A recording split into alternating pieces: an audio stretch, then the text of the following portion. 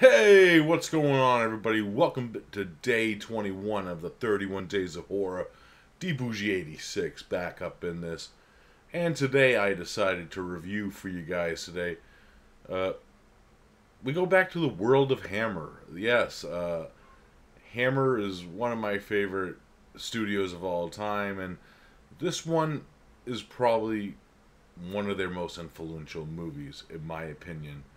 And that, of course, is Quatermass and the Pit. Yes. As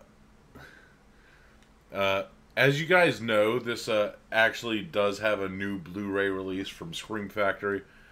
I did not end up picking that one up just because I had this Steelbook edition from the UK Studio Canal line of hammers that they did. I think this was a Zavi exclusive, and yeah, that art on this blue steelbook, fucking great shit. But Quatermass in the Pit is the third in the Quatermass films that Hammer produced. Of course, Quatermass was a character created by Nigel Neal, who would go on to actually write the original screenplay for what became Halloween 3, which kind of makes sense after you watch any of the Quatermass movies, because they do have a tinge, especially if you watch this one.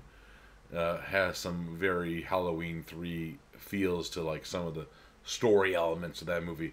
I know the finished product wasn't actually his original script, but it still has a lot of DNA with the rest of his work in the sense of that, per se.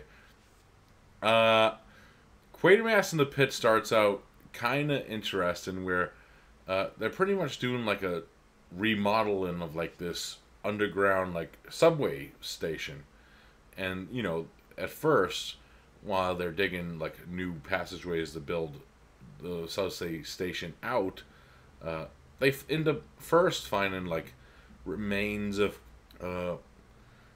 man-like skeletons for prehistoric time.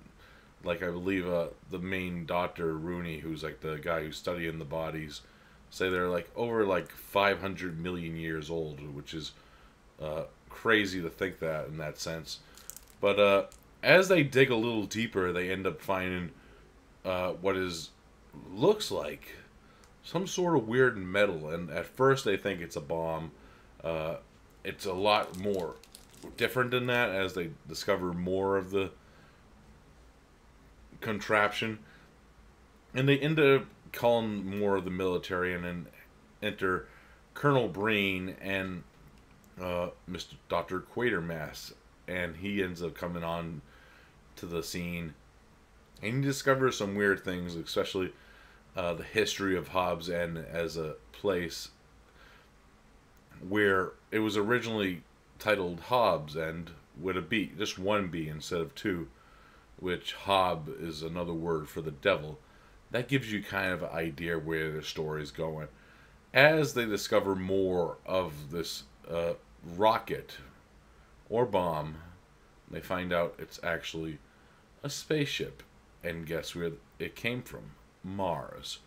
And we also go into some physiologically kind of stuff where Quatermass is kind of picturing the idea of what if beings from another world kind of influence what we know today as the devil. And that's where kind of the story goes in that sense. Now,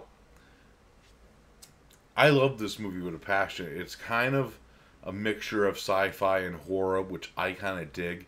There's a lot of interesting aspects about it that kind of give it it's kind of like a mystery until the horror kind of seeps out of it. And I like that about this movie. It doesn't just start out with a bang. You actually have to delve into the story and get to know the characters and what they're doing and how they're reacting to the situations at hand. And with that aspect of it, I think this film is magnificent. It's one of my favorite Hammer movies for that reason. It has some of the great slow burn atmosphere that I look in like these type of movies, and where the story goes. I did not expect that the first time I ever seen this movie, and it still holds up. Some of the effects, like, there is some weird effect scenes later in the movie, especially with involving like kind of like memories of this Martian race, because the Martians themselves, when you see them, you look at them. How do these things walk? And they kind of show you that in the kind of memory, and it's very odd, but it plays into like the rest of the movie and where the movie's actually going in that sense also.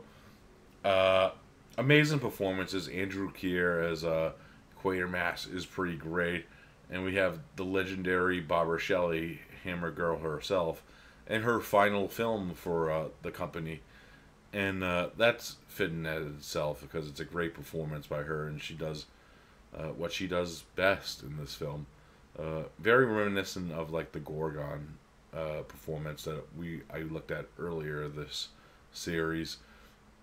And we also have a very young Julian Glover, who I remember from like films like For Your Eyes Only, and he's the main bad guy in that, and he's in the final Indiana Jones film, and it's kind of weird because his character in that movie kind of ends up the same way as his character in this one. But yeah, it's pretty fucking rad. I love this movie, and like I said, why I meant it's probably one of the most influential. It influenced a few of my favorite movies, and spoiler, I will be reviewing one of those movies tomorrow.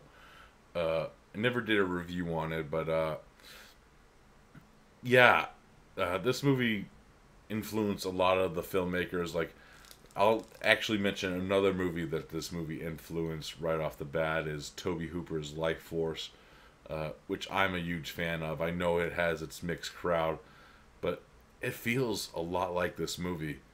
It does in its aspects of like research and like this thing that came from space, in the sense where it's something more, than what you think it is. And I like that about this film. It's great. It has a great score. It's brilliantly directed by Roy Ward Baker. Yeah, it's a great movie. If you haven't seen this and you never picked up any release of it, I highly recommend it. It's one of my favorite Hammer movies of all time. And yeah, it's just fucking great. Like I said, it kind of tinges more on the sci-fi elements, but the whole aspect of the very end is very horror in the sense of like kind of like cosmic in a way, in the sense of what's going on with the ending of the film. And I like the conclusion. I like the unknowns of if this could happen again, in that sense. But yeah, it's that kind of terror that I like in these films.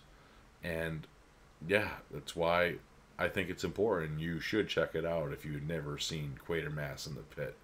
It's fucking awesome. So yeah, that's all I gotta say about that.